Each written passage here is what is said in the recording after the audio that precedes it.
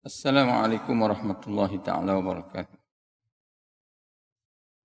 Alhamdulillahi rabbil alamin. Wassalatu wassalamu ala ashrafil anbiya'i wal mursalin. Wa ala alihi wa sahbihi ajma'in. Subhanaka la ilma lana illa ma 'allamtana. Innaka antal alimul hakim. Wa la hawla wa la quwwata illa billahil aliyyil azim. ولا حول ولا قوة إلا بالله العلي العظيم ولا حول ولا قوة إلا بالله العلي العظيم اللهم رب اشرح لي صدري ويسر لي أمري واحلل عقدة من لساني يفقهوا قولي. Ashabul Fadilah, barisan jawatan kuasa masjid, tuan-tuan, perempuan, muslimin, muslimat yang dirahmati Allah Subhanahu wa taala sekalian. Kita bersyukur kepada Allah Subhanahu wa taala atas nikmat iman Islam yang dapat kita nikmati sehingga ke saat ini. Kita bersyukur kepada Allah Subhanahu wa taala dipanjangkan usia kita, dapat kita berada dalam bulan Ramadan Al-Mubarak 1445 Hijri.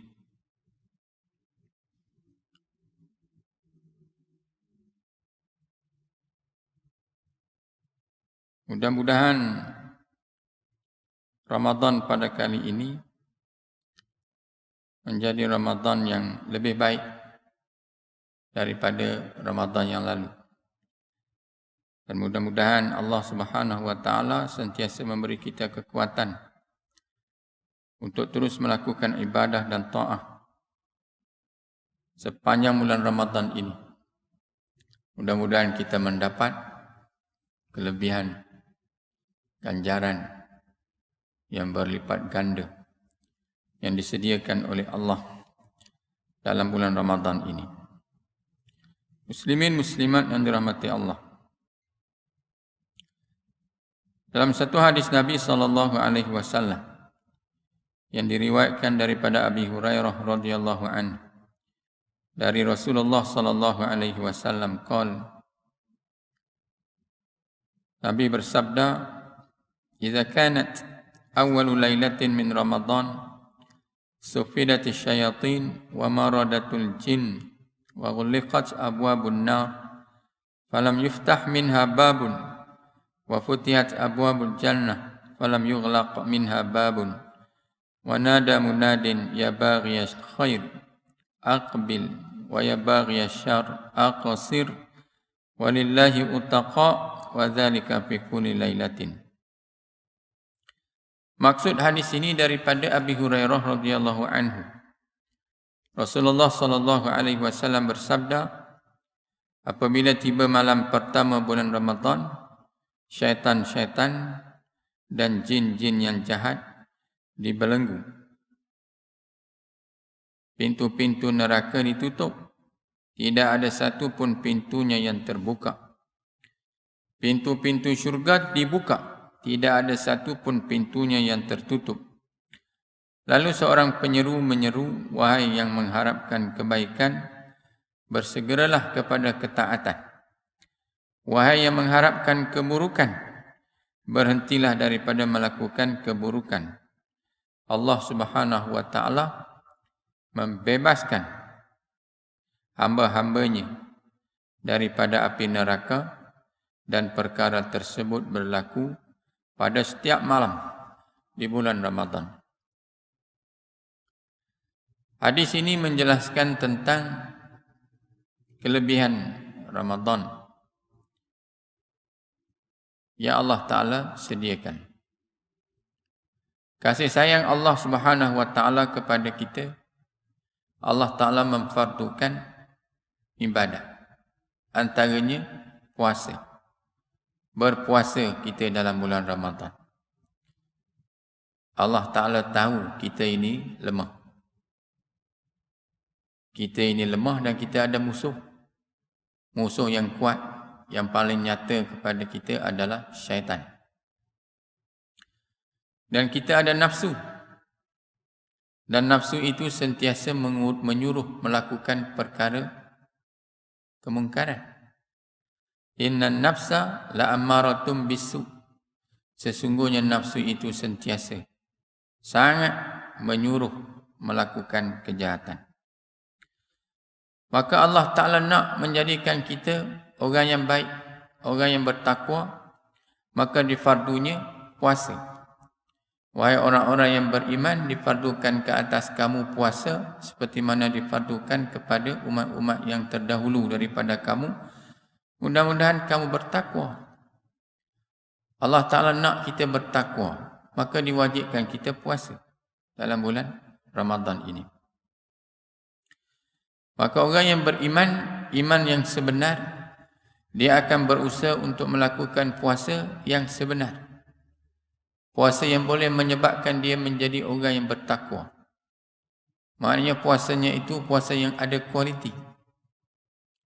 Puasa yang berkualiti, bermutu.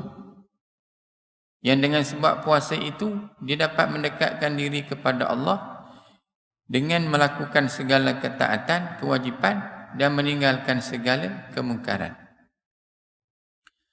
Dan untuk memudahkan kita, orang yang beriman ini melakukan ibadat puasa ini, Allah Ta'ala, seperti mana yang disebut dalam hadis yang kita baca tadi, syaitan, jin yang jahat, ditangkap, diikat, dibelenggu, ditambah. Supaya kita dalam bulan Ramadan ini bebas daripada gangguan syaitan. Boleh puasa, boleh buat ibadat. Senang. Allah Ta'ala Maha Penyayang. Disuruh kita puasa bukanlah nak membebankan kita. Tidak ada orang yang puasa dan meninggal. Ya? Kerana puasa tu tidak ada. Dia meninggal tu kerana penyakit lain. Jadi Allah Ta'ala Maha mengetahui apa yang difardukan, maknanya kita boleh buat. Manusia boleh melakukannya. Ini kasih sayang Allah Ta'ala. Nak memudahkan kita menjadi orang yang baik. Disuruh kita puasa dan dalam masa yang sama, faktor-faktor penyebab-penyebab yang boleh mengganggu syaitan, jin ini ditangkap, digari, ditambat. Sebab itu disebut dalam hadis ini, dibuka pintu syurga, ditutup pintu neraka. Gambaran pintu syurga itu dibuka nak menggambarkan bahawasanya akan ramai orang akan melakukan ketaatan, kebaikan. Ditutup pintu neraka menggambarkan bahawa akan ramai orang yang tidak melakukan maksiat. Boleh berhenti daripada melakukan maksiat. Dan kalau ikut pendapat ulama yang mengatakan memang pintu syurga dibuka, pintu neraka ditutup, pada hakikatnya nak bagi tahu kelebihan Ramadan, keistimewaan Ramadan. Bila datangnya Ramadan, pintu syurga dibuka, pintu neraka ditutup. Nak menyatakan kelebihan Ramadan. Artinya apa? Artinya syurga dan neraka ini sudah ada lah pada akidahnya. Di dalam perbincangan akidah, syurga dan neraka ini sudah ada pun. Cuma kita tak diberitahu oleh Allah. Di manakah syurga, di manakah neraka, dan kita tidak diperlihatkan.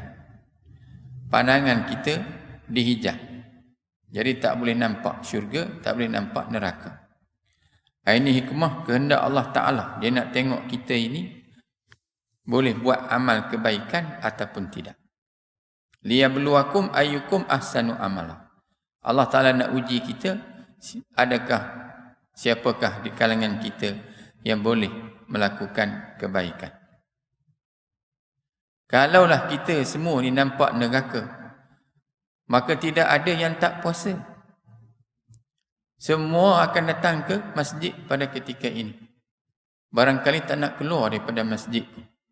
kalau nampak neraka. Takkan ada orang yang minum arak kalau nampak neraka. Takkan ada orang yang belasah isteri dia kalau dia nampak neraka. Tidak ada orang yang tak sembahyang kalau dia nampak neraka.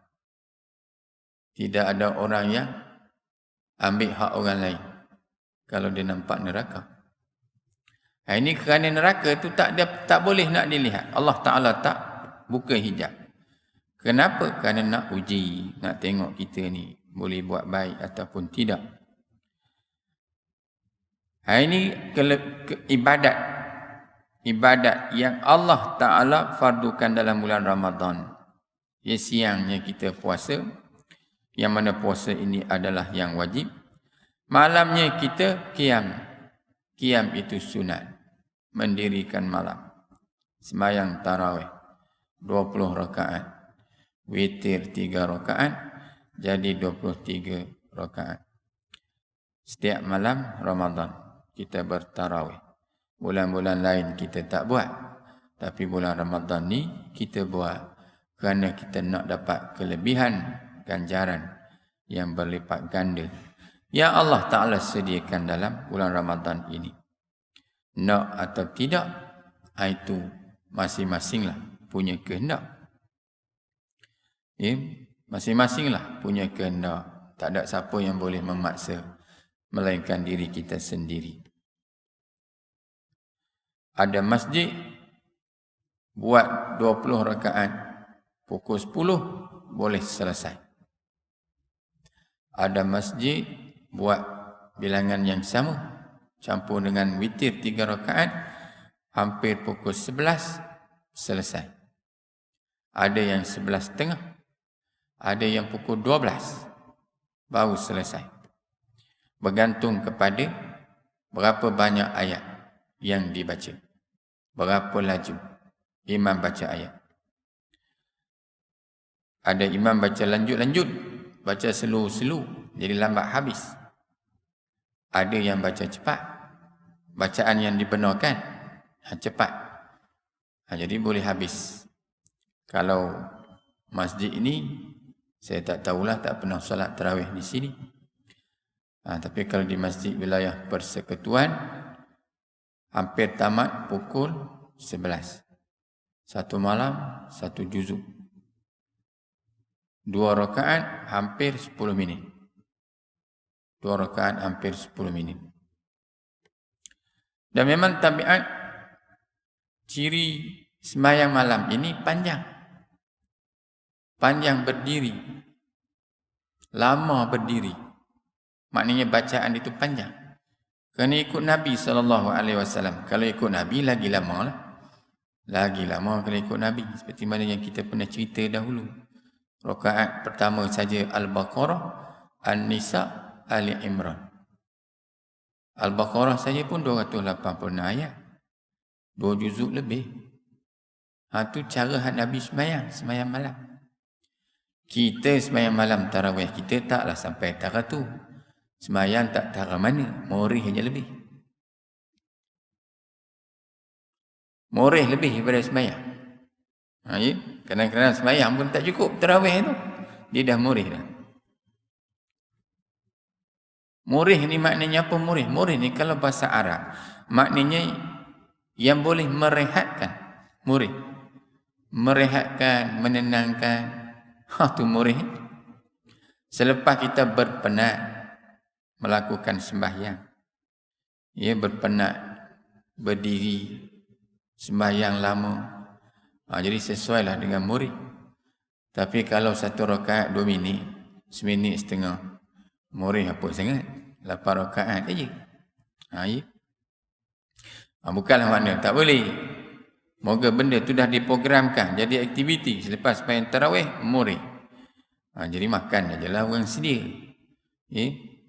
Orang sedia mi goreng ke, makan kuih kan, seri muka, tepung talam. Makan aja, tak ada masalah. Cumanya nak cerita bahawa bulan Ramadan ini bulan ibadat yang patut kita hiasi, penuhi dengan amalan ibadat. Kalau dulu sebelum ni kita buat 8 rakaat, apa salahnya kita ubah untuk buat 20 rakaat? Kalau dulu kita sembahyang 20 rakaat pukul 10 siang, apa salahnya kita cari masjid 20 rakaat yang pukul 11 siang? Maknanya dari semasa ke semasa kita perhebatkan, kita tingkatkan mutu ibadat yang kita buat itu. Kerana kelebihan, kebaikan amal ibadat itu akan kembali kepada kita juga, bukan kepada orang lain, kepada diri kita sendiri. Jadi kelebihan bulan Ramadan ini kita manfaatkan. Pintu syurga sudah dibuka, pintu neraka sudah ditutup, syaitan pun telah diberkas. Maka mudah kita untuk puasa. Walaupun begitu, ada juga yang tak puasa. Dia makan di siang hari. Kita tengok di kedai belah depan, tenang, macam semua beribadat. Tapi rupanya sebelah belakang huru-hara. Dan kadang-kadang bukan dia makan yang halal. Di tengah siang Ramadan tu, dia boleh lagi minum minuman keras, minum arak. Orang Islam minum arak di siang hari bulan Ramadan. Ini pernah ditahan dalam satu operasi buat puasa agama. Jadi rugi lah. Udahlah bulan Ramadan, puasa wajib, dia tak puasa. Dia telan pula. Dia ambil pula benda yang haram. Masya Allah, tabarakallah. Muslimin muslimat yang dirahmati Allah. Dalam bulan Ramadan ini, kalau ikut apa yang dibuat oleh ulama kita salafus saleh, generasi salaf, yang mana mereka ini adalah generasi yang terbaik dan bersungguh-sungguh melakukan ibadat, dan mereka sangat mengharapkan ganjaran redha daripada Allah Subhanahu wa taala, dan mereka ini sangat mengikut sunnah Nabi sallallahu alaihi wasallam. Mereka bersungguh-sungguh berlumba-lumba untuk mendapatkan segala kebaikan, segala ganjaran dalam bulan Ramadan. Sebelum datang Ramadan, mereka dah berdoa kepada Allah, mengharapkan mudah-mudahan Allah Ta'ala panjangkan umur mereka sehingga dapat sampai bulan Ramadan. Kita bagi ruang kepada azan. Bismillahirrahmanirrahim.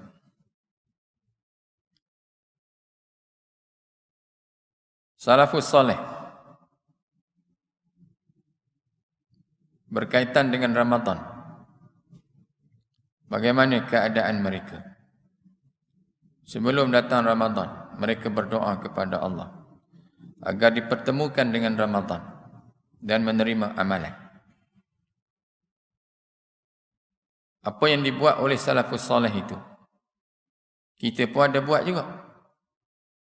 Imam selalu selepas sembahyang ketika bulan Syakban lah, masuk Syakban dia baca doa, masuk Rajab dan Syakban, Allahumma barik lana fi Rajabin wa Syakban wa ballighna Ramadan. Ya Allah, berkati kami dalam bulan Rajab.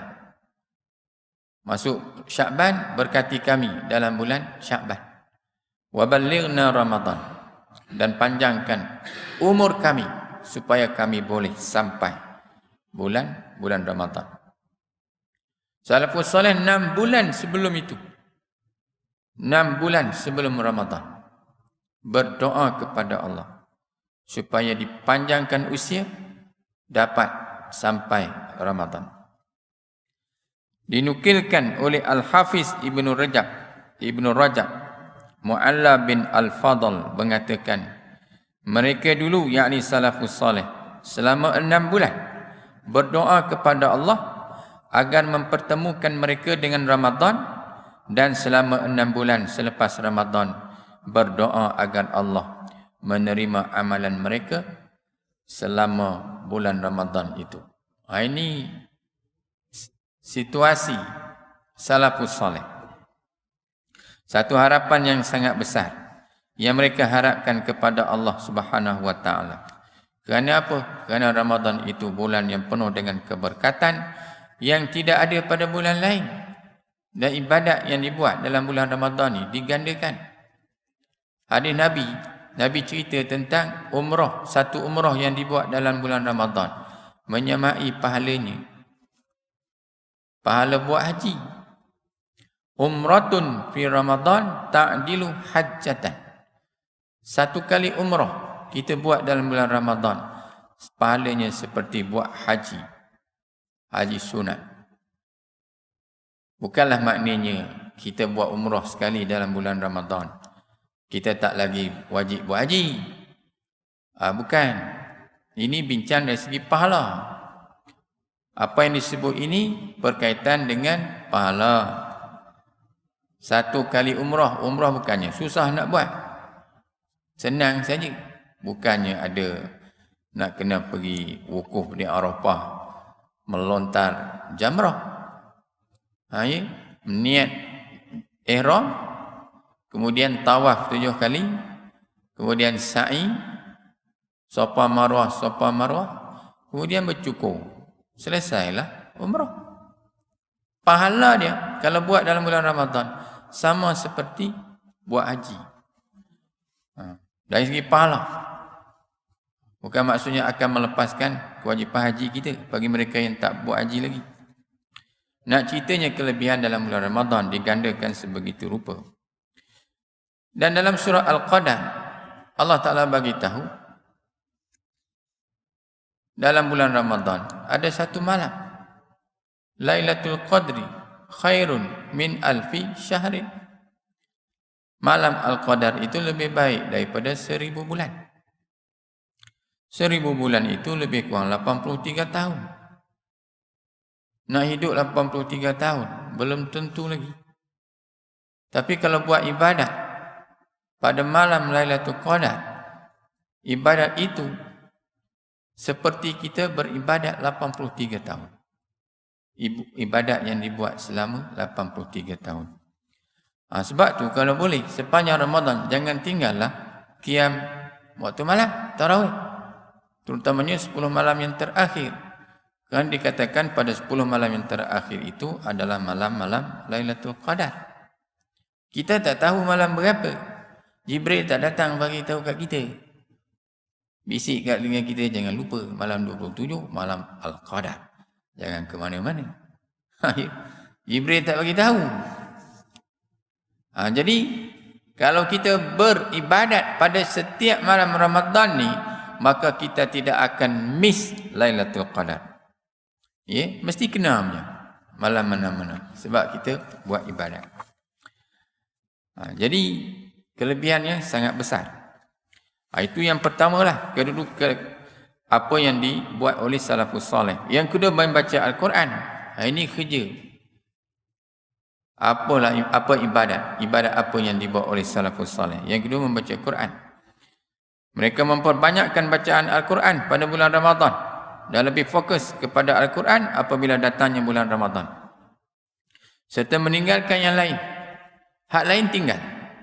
Dalam bulan Ramadan fokus kepada Al-Quran. Imam Bukhari meriwayatkan dalam sahihnya pada bahagian keutamaan membaca Al-Quran. Artinya biasanya Jibril menyemak bacaan Al-Quran Nabi SAW sekali pada setiap tahun. Namun pada tahun wafatnya Nabi SAW, Jibril melakukannya 2 kali. Ulang baca Quran dalam bulan Ramadan. Dinukilkan dari kitab Siyar A'lam An-Nubala, Imam Malik bin Anas radhiyallahu an, apabila masuk bulan Ramadan, beliau meninggalkan bacaan hadis dan majlis ilmu.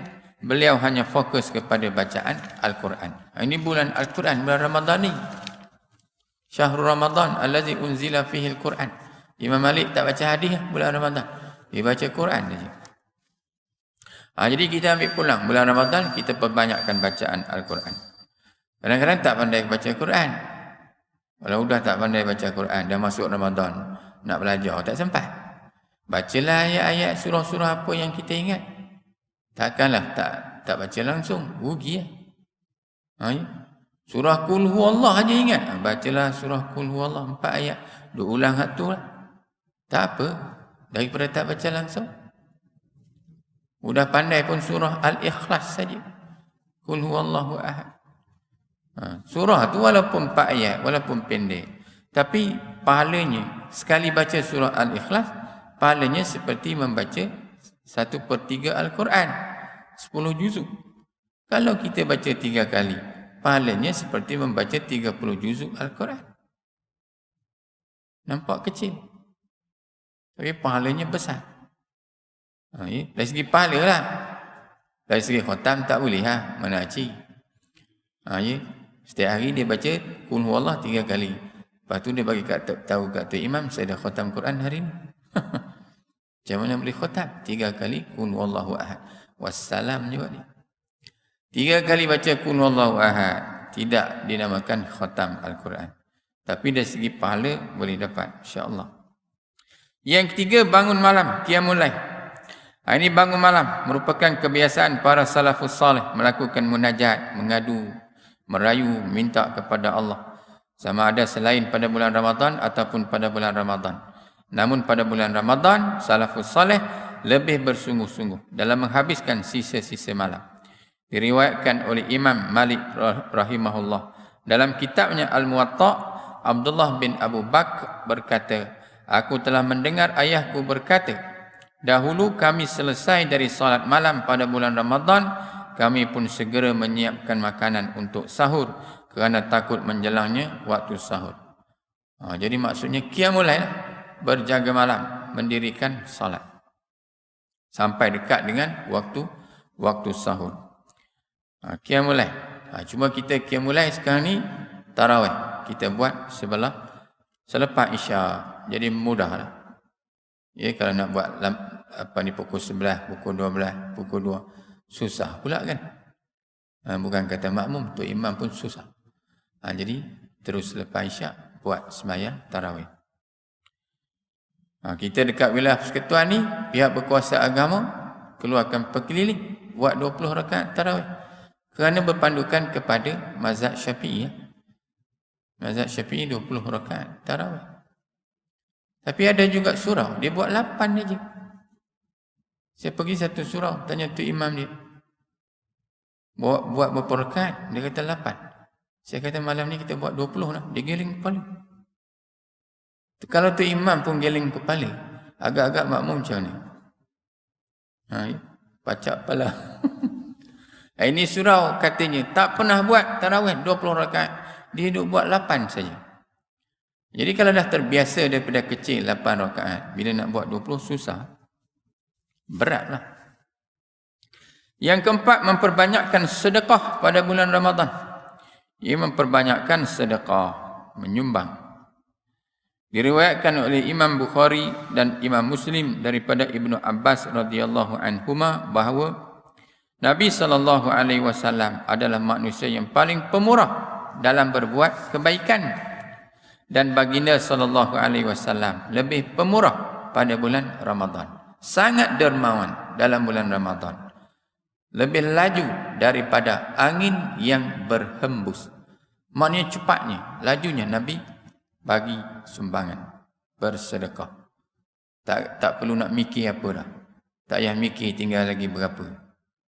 Selepas sedekah disumbang saja.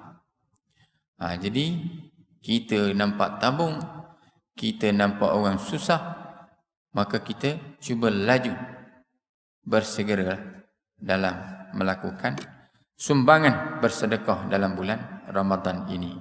Buat sebagaimana yang Nabi buat, amalan Nabi kan. Inilah yang dibuat oleh salafus salih. Sekarang ni mudah, kadang-kadang tak perlu nak pergi jauh-jauh, nak bergerak ke tabung, tak perlu. Ada QR code. QR code tu pula di-share, di-forward dalam WhatsApp, media sosial macam-macam. Boleh scan aja kat situ. Scan. Lepas tu apa lagi? tarik masuk je lah. Transfer lah RM10, RM20. Sikit pun tak apa, tak ada masalah. Yang penting keikhlasan. Yang keempat, yang kelima, menjaga lisan dan kurangkan bercakap. Ini keadaan salafus salih dalam bulan Ramadan. Ia menjaga lisan, menjaga lidah dan kurangkan bercakap. Dalam sebuah hadis yang diriwayatkan oleh Imam Bukhari, Nabi SAW bersabda, sesiapa yang tidak meninggalkan percakapan yang haram dan perbuatan yang haram, maka Allah Subhanahu wa taala tidak berhajat usahanya meninggalkan makan dan minum. Maknanya sia-sia. Ya sia-sia. Tak diterima oleh Allah Subhanahu wa taala puasa yang kita buat kalau kita tidak tinggalkan perkara yang haram. Dalam kitab Musnad Ibnu Abi Syaibah, Abu Zar berkata, apabila kamu berpuasa, maka janganlah semampu kamu. Maka jagalah semampu kamu. Semampu kita lah kita jaga puasa kita ini. Ya, semampu-mampunya kita jaga puasa kita. Kata siapa? Kata Abu Zar. Sayyidina Umar Al-Khattab radhiyallahu anhu berkata, bukanlah puasa itu hanya sekadar menahan diri dari makan dan minum semata-mata, tetapi menahan daripada bercakap dusta, berbuat kebatilan, buat perkara yang sia-sia dan bersumpah yang tidak berguna. Jagalah lidah kita daripada cakap yang tidak ada faedah, yang merapu, apatah lagi haram kan, mengumpat, mengata orang, maki apa, mengherdik. Yang ni semua kita elakkan. Kita elakkan. Bukan saja dalam bulan puasa.